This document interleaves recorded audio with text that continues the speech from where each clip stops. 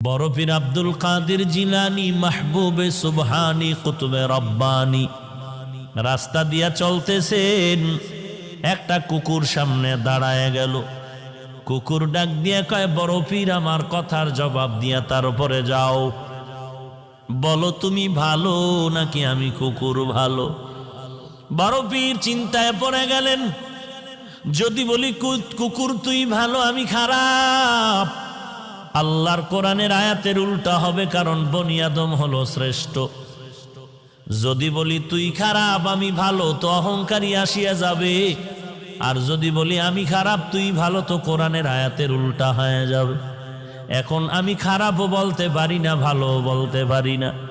ভালো বললে আমি নিজে ভালো বললে অহংকারী হবে, আমি নিজে খারাপ বললে তুই কুকুর ভালো বললে কোরআনের আয়াতের উল্টা হবে। আল্লাহর ওলি বান্দা মোরাকাবায় ঢুকলেন। আল্লাহ